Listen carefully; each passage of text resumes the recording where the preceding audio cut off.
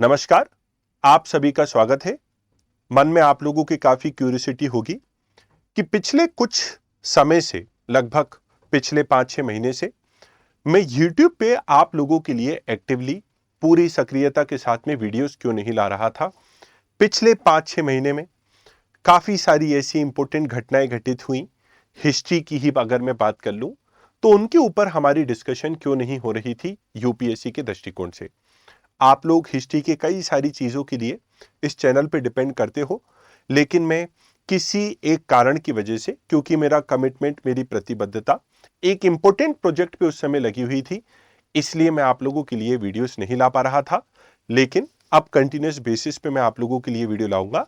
लेकिन आप लोगों को बताते हुए मुझे बड़ी खुशी हो रही है कि मैं पिछले 5-6 मंथ में जिस इंपॉर्टेंट प्रोजेक्ट पे काम कर रहा था, आज आप लोगों के सामने मैं उसका अनावरण करना चाहूंगा।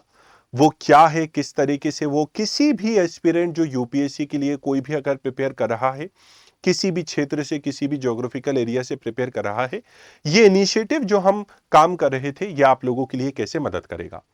साथ साथ मैं आप लोगों को यह भी बताऊंगा इसी डिस्कशन के दौरान कि यूपीएससी में जब आप तैयारी कर रहे होते हो तो किन किन चीजों को आप लोगों को फॉलो करना होता है as far as the written content is concern, कैसे कंज्यूम करना होता है, क्या क्या एक्सपेक्टेशन यूपीएससी की होती है। सबसे पहले तो मैं आप लोगों को बताते हुए बड़ी खुशी हो रही है, इतने समय से जो हम काम कर रहे थे, फाइनली अब वो आप लोगों के सामने रिवील करने का समय आ चुका है। तो हम अनअकैडमी के सेकंड वर्जन ऑफ नोट्स पे काम कर रहे थे और जिसके अंदर टोटल 20 कॉम्प्रिहेंसिव बुकलेट्स हैं। इसकी इंपॉर्टेंट यूएसपी से आप लोगों को जानकारी मिलेगी कि आखिरकार क्या ऐसी चीज है जो इन नोट्स को यूनिक बना देती है। तो एक हमने कोशिश करी है कि हर एक टॉपिक की कॉम्प्रिहेंसिव कवरेज इसमें करी जाए। अब आप लोगों को पता है कि यूपीएससी में इस तरह के क्वेश्चन तो आते नहीं है कि इंडिया का पार्टीशन क्यों हुआ था। यूपीएससी में जो क्वेश्चंस रहते हैं वो ये आते हैं, कारण प्रभाव वाले क्वेश्चन से अब यूपीएससी परे जा चुका है कि what are the causes, what was the impact of partition. UPSC में क्रिटिकल ओपिनियन बेस्ड क्वेश्चंस आते हैं कि why did Congress accept the partition of India. Congress ने भारत के पार्टीशन को एक्सेप्ट क्यों किया? क्या इंडिया के पार्टीशन को टाला जा सकता था? क्या कांग्रेस की जो सेफ्टी वॉल्व थ्योरी कांग्रेस के बारे में दी जाती है, क्या वो वाकई में सही इंटरप्रिटेशन है कांग्रेस के पीछे का एस्टेब्लिशमेंट का? महात्मा गांधी ने खिलाफत आंदोलन को सपोर्ट करके कहीं पॉलिटिकल मिस्टेक तो नहीं कर दी, क्योंकि वो तो एक रिलीजियस आंदोलन था। क्या नॉन कॉपरेशन मूवमेंट के सस्पेंशन को नेशनल कैलेमिटी बोला जाना चाहिए, नहीं बोला जाना चाहिए? 1942 के समय क्विट इंडिया मूवमेंट के दौरान महात्मा गांधी के मन में एक प्रकार की रेस्टलेसनेस को क्यों देखी गई थी? ये क्वेश्चंस यूपीएससी पूछता है। तो वो कारण प्रभाव से यूपीएससी परे जा चुका है। तो कॉम्प्रिहेंसिव नोट्स होना काफी ज्यादा जरूरी होता है और अनअकैडमी के नोट्स 2.0 में हमने इसी कॉम्प्रिहेंसिवनेस, विस्तृत नोट्स को बनाने की कोशिश की है। उसके साथ साथ कॉम्प्रिहेंसिव के साथ साथ तीसरी USP timelines and mind maps. अब देखिए, मैंने आप लोगों को वर्ल्ड वॉर 1 और इंडियन नेशनल मूवमेंट के बारे में मान लीजिए कॉम्प्रिहेंसिव तरीके से 30 पेजेस में पढ़ा दिया, लेकिन आपको एग्जाम के एक दिन पहले क्विक रिवीजन करना है। 30 पेजेस तो आप पढ़ नहीं पाएंगे, क्योंकि आपको तो 30 चैप्टर पढ़ना है। 30 चैप्टर के 30 पेजेस तो वो तो इम्पॉसिबल हो जाएगा। हमने ये भी प्रयास करा कि हमें आपको कॉम्प्रिहेंसिव के साथ साथ टाइमलाइंस और माइंड मैप्स के थ्रू हमें आप लोगों को क्रिस्प समरी भी देनी थी। अभी मैं आप लोगों से थोड़ी देर पहले यही चर्चा कर रहा था कि वर्ल्ड वॉर 1 और इंडियन नेशनल मूवमेंट के बारे में एक तरफ जहां पे हमने कॉम्प्रिहेंसिवली चीजों को डिस्कस करा है, अगर आपको एग्जाम के एक दिन पहले पूरा रिवीजन क्विकली करना है, आप कैसे करोगे? घटनाओं को, आपको पूरे घटनाक्रम को एकदम से देखना है, आप कैसे करोगे? इसके लिए आप लोगों को टाइमलाइंस की आवश्यकता है, जो कहीं ना कहीं आप लोगों को रिटेन करने में मदद करे, क्विक रिवीजन करने में मदद करे। क्योंकि यूपीएससी के एग्जाम में हिस्ट्री में क्रोनोलॉजिकल ऑर्डर का काफी इंपॉर्टेंस होता है, तो हम आप लोगों के लिए टाइमलाइंस लाए। ये टाइमलाइंस जो हैं, ये केवल घटनाओं का नाम नहीं है, उनकी इंफॉर्मेशन को भी कैप्चर करता है। अब आप इस उदाहरण के लिए यही देख लीजिए। अब इस टाइमलाइन में देखिए, critics of Gandhi often criticize him for supporting खिलाफत issues since it was an extraterritorial issue, a religious issue। Mahatma Gandhi की जो आलोचक है, महात्मा गांधी की आलोचना करते हैं खिलाफत आंदोलन में महात्मा गांधी के सपोर्ट से, क्योंकि यह एक धार्मिक मुद्दा था और एक अन्य क्षेत्र का मुद्दा था, भारत का मुद्दा तो था ही नहीं। तो हमने इसका सपोर्ट करा। हाँ, मतलब हमने सपोर्ट नहीं किया, हमने इसको मेंशन करा टाइमलाइन में, और उसके साथ साथ यह भी बोला कि यह एक अन्य क्षेत्र का मुद्दा था और यह एक धार्मिक मुद्दा था, रिलीजियस मुद्दा था। उसके बावजूद महात्मा गांधी ने इसको सपोर्ट क्यों करा? हिंदू मुस्लिम यूनिटी के फैक्टर के चलते, क्योंकि अगले 100 सालों तक ऐसी अपॉर्चुनिटी नहीं आ रही थी हिंदू मुस्लिम यूनिटी की जितना। ये ओपिनियन बेस्ड है, इसके बारे में हमने जहां नोट्स में कॉम्प्रिहेंसिवली ओपिनियन बेस्ड चीजों का डिस्कशन करा है, दूसरी तरफ हमने क्रिस्प समरी के थ्रू एक आपको क्विक रिवीजन देना हो, आपको रिटेन रिकॉल करना हो, टाइमलाइंस की मदद से उसको कैप्चर करने की कोशिश की है। मैं भी और इन डेप्थ तरीके से टाइमलाइंस की बात करूंगा। सबसे पहले आपको यूएसपीज की हाईलाइट बताऊंगा, यूपीएससी के मेंस के प्रीवियस ईयर क्वेश्चन का इंटीग्रेशन, कंटेम्पररी इश्यूज को कवर्ड। आइए इन चारों पांचों जो यूएसपीज की मैंने आप लोगों से अभी एक ग्लिम्स दिखाया मैंने आपको, हम क्यों ना इसके ऊपर डिटेल डिस्कशन करें। तो आइए एक बार हम डिटेल में डिस्कशन करते हैं। सबसे पहले टाइमलाइन के बारे में डिस्कस कर रहे हैं। तो इसका इंटेंट मैं आपको बता चुका, क्विक रिवीजन और रिटेंशन के लिए लाए थे। आप लोग इससे यह भी प्रेरणा ले सकते हो कि आप लोगों को जब भी किसी चैप्टर को पढ़ना होता है, आप खुद भी इसी प्रकार की इवेंट्स को, एक फ्लो को बनाने की कोशिश करिए। काफी सारे बच्चे हमसे पूछते हैं कि हम अपनी जो प्रिपरेशन कर रहे हैं उसमें हम किस तरीके से नोट्स को बनाएं। हिस्ट्री में तो खासकर इसका बहुत रेलेवेंस हो जाता है। आप अगर नोट्स बना रहे हो तो टाइमलाइंस के थ्रू भी आप चीजों को बना सकते हो।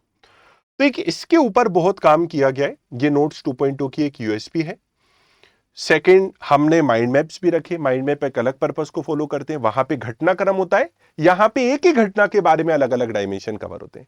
टाइमलाइन अलग अलग इवेंट्स को कवर करती है, जबकि एक जो माइंड मैप रहता है वो एक ही घटना के अलग अलग पहलुओं को कवर करता है। जैसे कि बंगाल का ब्रिटिश की बंगाल विजय। अब ब्रिटिश की बंगाल विजय में सबसे पहले आपको यह पता होना चाहिए कि आखिरकार ब्रिटिश का बंगाल में हित क्या क्या थे। तो ब्रिटिश जितनी भी ट्रेड करते थे बंगाल में, भारत से, एशिया से, उसका 60% ट्रेड तो अकेले बंगाल से होता था। तो हित बताए गए हैं पूरे। बैटल ऑफ प्लासी, आखिरकार बैटल ऑफ प्लासी के कारण क्या थे, बैटल में क्या क्या हुआ। उसके बाद ट्रीटी के बारे में बताया गया है, किस तरह से मीर जाफर मीर कासिम का खेल चलता रहा, डिटेल में बात हुई है। Battle of Buxar, treaty of Allahabad, treaty of Allahabad भी अलग अलग लोगों से की गई है। और उसके साथ साथ डुअल गवर्नमेंट क्लाइव की जो 1765 में ट्रीटी ऑफ इलाहाबाद के बाद आई थी उसकी बात है। अगेन ये पूरा कॉम्प्रिहेंसिवली भी कवर्ड है। हमने कॉम्प्रिहेंसिव नोट्स के साथ साथ आपको टाइमलाइंस और माइंड मैप्स उसी में दे दिए। नोट्स 2.0 अनअकैडमी की जो है 180 से भी ज्यादा टाइमलाइंस और माइंड मैप्स को कवर करते हैं। लेकिन हमें दूसरी समय यह भी याद था कि हमें क्रिस्प के साथ साथ कॉम्प्रिहेंसिव कवरेज को नहीं छोड़ना है। अब आप इसी एग्जाम्पल को देख लीजिए।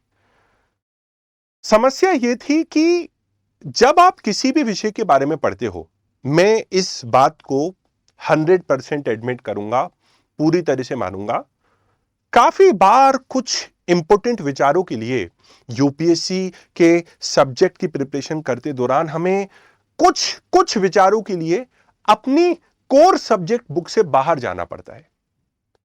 आप लोग स्पेक्ट्रम को फॉलो करते होगे या आप लोग बिपिन चंद्र को मॉडर्न हिस्ट्री के लिए फॉलो करते होगे, कोई थर्ड किताब प्लासी टू पार्टीशन भी फॉलो करते होगे। लेकिन यह आंसर आपको कहां मिलेगा? Did British give India political unity? क्या ब्रिटिश को भारत के राजनीतिक एकत्रीकरण का क्रेडिट देना चाहिए? क्योंकि अगर ब्रिटिश नहीं आते तो क्या भारत में फ्रेगमेंटेड पॉलिटी जैसी 18th सेंचुरी में थी वही होती? क्या भारत आज जो है वो वर्तमान स्वरूप भारत का ब्रिटिश की देने? नहीं तो ये स्टेट्स जो मिलकर भारत को एक कंट्री बनाते हैं, क्या ये स्टेट अपने आप में एक अलग अलग कंट्रीज होते? क्या ब्रिटिश को इसका क्रेडिट देना चाहिए कि वो रेलवेज लाए, उन्होंने एक जैसे हमारा एडमिनिस्ट्रेटिव यूनिफिकेशन करा? क्या ब्रिटिश को इस बात का क्रेडिट देना चाहिए? क्या कॉम्प्रिहेंसिवली इसमें कवरेज है? Why should we even go beyond standard notes? हमारा इंटेंट यही था कि इस तरह से नोट्स को कॉम्प्रिहेंसिवली और क्रिस्पनेस के साथ दोनों एलिमेंट को एक साथ डाला जाए कि आप लोगों को कभी किसी दूसरी किताब को फॉलो करने की आवश्यकता ही ना पड़े। कार्ल मार्क्स ने 1853 में 1853 में कार्ल मार्क्स ने 1857 की क्रांति को प्रेडिक्ट कर लिया था, नोट्स में कवर्ड है। अगर मैं आपको पॉलिटी के उदाहरण दूं, कॉम्प्रिहेंसिवनेस, तो आप देख सकते हो सोवरेनिटी के ऊपर debate on sovereignty, types of sovereignty, ठीक है, डिजिटल सोवरेनिटी, उसके साथ साथ सोवरेनिटी इन ग्लोबलाइजेशन, काफी सारे विस्तृत तरीके से इन मुद्दों पे चर्चा की गई है। क्रिटिकल ओपिनियन बेस्ड जो यूपीएससी का क्वेश्चन होता है, उसी क्रिटिकल ओपिनियन बेस्ड के पर्सपेक्टिव से नोट्स को बनाया गया है। कारण प्रभाव वाले नहीं आते, अब क्रिटिकल ओपिनियन बेस्ड क्वेश्चंस आते हैं, उसी तरह से बनाया गया है। अगर मैं आपको और एग्जाम्पल दूं क्रिटिकल ओपिनियन किस तरीके से नोट्स में कवर की गई है, तो जैसे हमने इंडियन पॉलिटी के ही, जैसे अगर मैं आपको इंडियन पॉलिटी का माइंड मैप दिखाऊं तो माइंड मैप से ही आप समझ जाओगे। हाँ, तो एक सेकंड रुकिएगा। जैसे अगर आप देखेंगे तो मैं आपसे या तो एक सेपरेट सेशन में इसके ऊपर डिस्कशन भी करूंगा, कुछ टॉपिक्स को हम अनअकैडमी के नोट्स 2.0 में से उठाएंगे और डिस्कशन करेंगे। तो कॉम्प्रिहेंसिवनेस को काफी इसमें रखने का प्रयास किया गया है। Integration of PYQs. अब आप औद्योगिक क्रांति, इंडस्ट्रियल रेवोल्यूशन के बारे में पढ़ रहे हो और आपको पता होगा यूपीएससी ने 2014 के एग्जाम में क्वेश्चन पूछा था, why did the industrial revolution first occur in Britain? पहली बार औद्योगिक क्रांति ब्रिटेन में ही क्यों आई? बाय द वे ये क्वेश्चन यूपीएससी के जीएस मेंस के एग्जाम में आया था और यही क्वेश्चन यूपीएससी के ऑप्शनल एग्जाम में 2021 में आया। मतलब जो जीएस में क्वेश्चन 2014 में आया था, हिस्ट्री ऑप्शनल में यही क्वेश्चन 2021 में पूछ लिया गया। ब्रिटेन में सबसे पहले औद्योगिक क्रांति क्यों आई? आपको नहीं लगता कि जब आप औद्योगिक क्रांति के बारे में पढ़ रहे हो, इंडस्ट्रियल रेवोल्यूशन के बारे में पढ़ रहे हो, अलग अलग कारणों के बारे में, अगर ये आप नोट्स पढ़ रहे हो उसी समय इस क्वेश्चन का भी आंसर हो जाए, कितना अच्छा रहेगा। आपको पता तो रहेगा, एक बिगिनर को पता थोड़ी रहता है कौन कौन से क्वेश्चन आ चुके हैं यूपीएससी के। हमने नोट्स के अंदर जब इंडस्ट्रियल रेवोल्यूशन को डिस्कस कराए, वहीं पे इस तरीके से हमने उसको वहीं पे इसका आंसर कर दिया है और क्वेश्चन भी बता दिया और दिखा भी दिया है कब पूछा गया था। जैसे आप बात कर लीजिए, mid 18th century fragmented polity से ग्रस्त था। यह क्वेश्चन यूपीएससी में 2017 में आया कि मध्य 18वीं शताब्दी का भारत विखंडित राज्यतंत्र की छाया से ग्रस्त था। मिड 18th सेंचुरी इंडिया में फ्रेगमेंटेड पॉलिटी थी। इसका आंसर वहीं की वहीं दे दिया है। पहले हमने पूरे कॉन्सेप्ट समझा दिए हैं, फिर कहा कि भैया ये भी देख लो, ये क्वेश्चन यूपीएससी में पूछा गया, इसका आंसर भी देख लो, कैसे 18th century India fragmented polity से ग्रस्त था। तो टाइमलाइंस माइंड मैप्स के साथ साथ कॉम्प्रिहेंसिवनेस, यूपीएससी के प्रीवियस ईयर क्वेश्चंस का इंटीग्रेशन, क्रिटिकल ओपिनियन बेस्ड मुद्दों पे चर्चा। जैसे आप एथिक्स का भी नोट्स देखोगे, one of the best notes है। क्रिटिकल ओपिनियन चीजों पे चर्चा भी की गई है। यूपीएससी के पीवाईक्यू का वो इंटीग्रेशन, और उसके साथ साथ कुछ फेमस डिबेट्स को इंक्लूड किया गया, कुछ इंपोर्टेंट बुक्स की समरीज को डाला गया है और कंटेम्प्रेरी इश्यूज को कवर किया गया है। आई थिंक कि यूपीएससी की प्रिपरेशन करते समय आपको किसी अच्छे नोट्स में इन्हीं सभी चीजों की आवश्यकता होती है। अब मैं आप लोगों को, जितने भी बच्चे अनअकैडमी पे मुझसे ऑलरेडी हिस्ट्री की क्लासेस को पढ़ रहे हैं, मैं प्राउडली उन सभी को बोल सकता हूं, पहले मैं जब पढ़ाता था तो शायद मैं अनअकैडमी पे पढ़ाते हुए आपको किसी एक दूसरी स्टैंडर्ड बुक को रिकमेंड करता हूंगा, लेकिन I can proudly recommend to you Unacademy notes. मैं पढ़ाते समय भी इनका इस्तेमाल करूंगा और आप खुद भी इनका इस्तेमाल करिए अपनी प्रिपरेशन के लिए। काफी रिसर्च के बाद हमने ये नोट्स को प्रिपेयर करा है। एक बहुत बड़ी टीम ने आप लोगों के भविष्य के लिए इस पे काम किया है।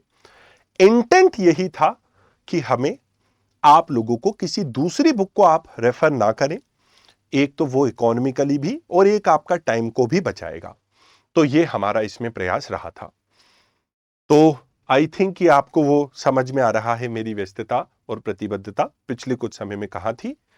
मैं आप लोगों के साथ YouTube पे और एक्टिवनेस के साथ अब जुड़ूंगा, क्योंकि नोट्स 2.0 में कुछ ऐसे विचार नए हैं जिनके ऊपर ही मैं आपके लिए लेक्चर डिजाइन करके लाऊंगा। अगर आप लोग अनअकैडमी से अभी तक नहीं जुड़े हुए हैं, नोट्स 2.0 आज इंग्लिश में लॉन्च हो गए हैं। अभी केवल ये इंग्लिश में ही लॉन्च हुए हैं, हम हिंदी में भी आप लोगों के लिए जल्दी से लाएंगे। हिंदी माध्यम का भी पूरा हमारे दिमाग में ख्याल है, जल्दी आप हिंदी के लिए भी उसकी अनाउंसमेंट को देखेंगे। अभी इंग्लिश में है। अगर आप आज से अनअकैडमी का सब्सक्रिप्शन 1 ईयर या 1 ईयर से अब का लेते हो, you are eligible for these notes. 5400 pages के टोटल ये नोट्स हैं। इनकी डिलीवरी 15 अगस्त से चालू होगी। टेंटेटिवली अगस्त के अंदर ही आपको ये नोट्स मिल जाएंगे।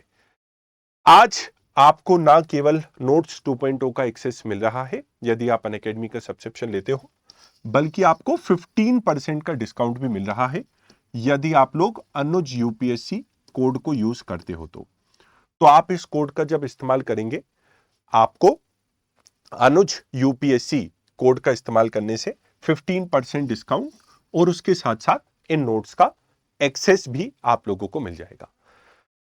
और 1 ईयर और अबव कॉम्बो सब्सक्रिप्शन पे आप लोग देख सकते हो कितना डिस्काउंट है। तो आप लोगों से मिलने का मुझे इंतजार रहेगा अपने सेशंस में भी, और जल्द ही मैं आप लोगों के लिए यूट्यूब पे भी और सेशंस लाऊंगा। बहुत बहुत धन्यवाद। जय हिंद, जय भारत। टॉप एजुकेटर्स के साथ साथ अब अनअकैडमी पे आपको अमेजिंग कॉम्प्रिहेंसिव कंटेंट भी मिल जाएगा, इसका एश्योरेंस मैं आपको दे सकता हूं। धन्यवाद।